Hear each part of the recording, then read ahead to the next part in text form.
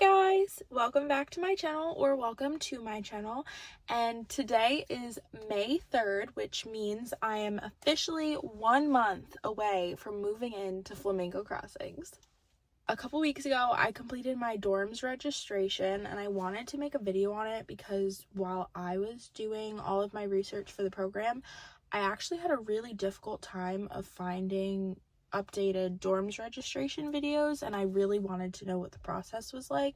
Okay, so for DORMS registration, we were sent an email saying that we had to create a new login, and it should be done on a private browser. So if you're using your iPhone or your MacBook, that's what I used, so that's the only really way I know how to do this. But just go into the private browser and you should have no problem pulling up DORMS. So to start off the DORMS process, you have to sign in. They give you your sign-in information in the emails that they're going to send you, alerting you to the DORMS registration. Once you sign in, you just hit DORMS registration. It's very clearly listed. And then once you hit that, it'll open up your DORMS process, and it starts with just this basic information. You list your name, your date of birth, and your school first. This is also the point where it's going to ask you what your preferred name is. So if you have a name that isn't the same as your legal name, this is where you're going to list that, and that's where I'm pretty sure this is where they get the information of what you want on your name tag. So make sure you're putting a preferred name if you have one. After that, I did my program information. So this is kind of your housing preferences. If you are living at Flamingo, this is where it's going to ask you whether you want to be in an all-female, all-male, or a mixed gender unit. You do have the option of choosing that preference. This is also where it's going to ask you if you have any needed accommodations for housing. So if you have any medical disabilities or anything of that sort that is going to need to be accommodated through Flamingo, this is where they're going to ask you about that.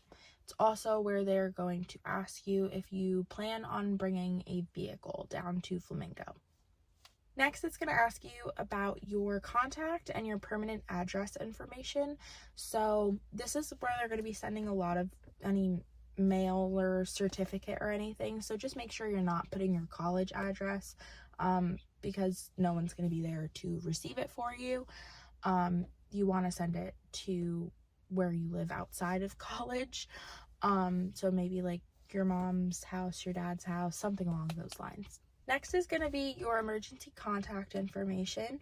So in case, hopefully not, anything were to go wrong on your program, this is going to be the person that they first contact to get you help or whatever it may be. After that, it's going to confirm that you want to opt into housing at Flamingo Crossing. So for that, it's just going to basically ask you to put your date of birth. After that, because I opted into bringing my vehicle, it's going to ask you for some basic information about your vehicle. So your VIN number, your make, your model, your license plate, the color of your car, the year, and your state. So just some basic information on your car. Make sure you have your license plate number for this. You do need it. After that, it asks for some school verification information. So for me, it asked if I would be a full-time student at the time of my program. I selected no, because I will be graduated when I move into Flamingo, and that is an option for you to put in the little drop-down box. Once you've completed that, it is going to bring you to a payroll deduction form. So it's basically just telling you what the rent for each of the layouts is and how much they will be automatically taking out of your paycheck every week. I have heard that they take out the rent after taxes have been removed, so just be fair warned about that. After that, it is just going to bring you to a program acknowledgement agreement form, telling you that, only residents of Flamingo Crossings can use that free transportation. If you have guests, you can't bring them on that transportation. stuff like that. So you just have to sign that form. After that, it is going to bring you on to your roommate preferences page. So when you know you want to link with a roommate, make sure you guys assign yourselves a link leader. One person has to go first in the dorms registration, and then once that person is completed, it'll send the other person an email saying that, hey, this person wants to link with you. Now you can complete your dorms registration. Don't both do it at the same time. It will mess up your process. So once you hit this page, if you do have a roommate you want to link with like I did, this is where you're going to put in their roommate number so that your profiles can be combined, basically. After this, it is going to ask you to rate your room preferences. If you do have a preference, all you do is kind of slide the little boxes up and down for your ranking of what room layout you would most prefer. Just a disclaimer, your room preferences are just that. They're just preferences. They are not guaranteed.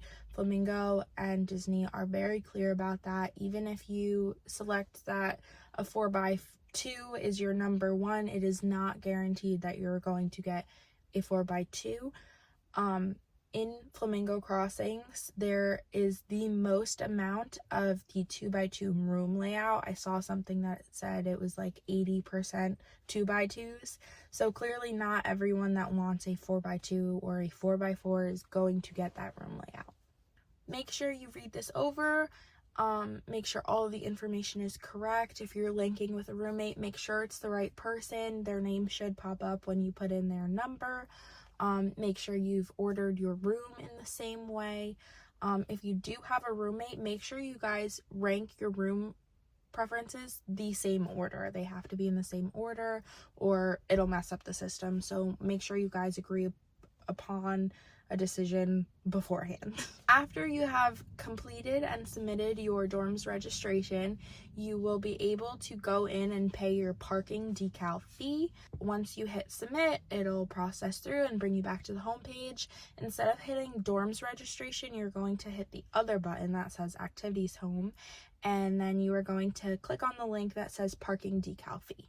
When you hit that link, it is going to pop up with a box that is basically saying that this is an activity. This activity is not being held at a venue. It only shows up as an activity because I think it's something to do with the dorm system. That's the only way that you can pay for something for some reason. It's not an actual activity. You're just paying for your parking decal at that time. So you're just going to hit register. After that, it's just going to confirm that you do want a parking decal. It's going to confirm your email address for the receipt, and then you're just going to hit proceed, and then it is going to show you the parking decal and then the $200 fee. Once you see that screen, you are just going to hit proceed, and then it's going to bring up the card information input. You're going to input all of your card information, and then you should get a receipt in your email shortly after that. The parking decal for the fall 2024 arrival date group was $200. I'm not sure what it'll be in the future. I know it has gone up since prior program groups. A lot of people have been complaining about the price. I understand it is a lot of money, but if you think about it, if you girl math it the way I did to make myself feel better, my program is from June to January, so I am there more than 200 days. So when I looked at it that way, it was less than $1 a day to park, which is better than any New York City parking garage I've ever been to. So if you look at it that way, it might make you feel better.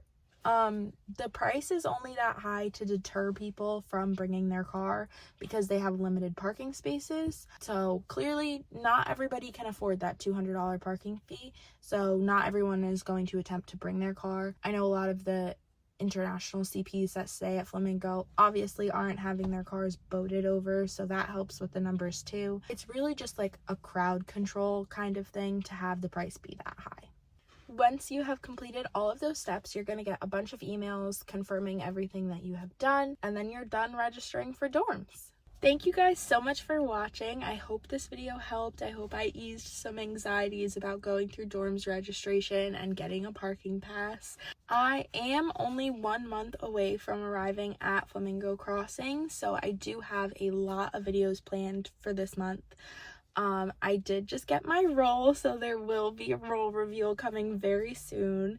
I will be getting my lease in a couple of days, so there will be a lease video. I know I want to do a bucket list video before I leave. I have been putting it together the last few days.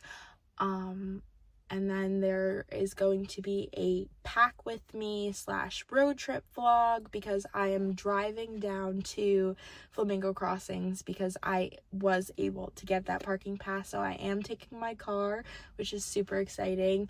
I'm very excited to get to explore Orlando outside of the Disney bubble. So stay tuned for those videos, and thanks for watching. Bye!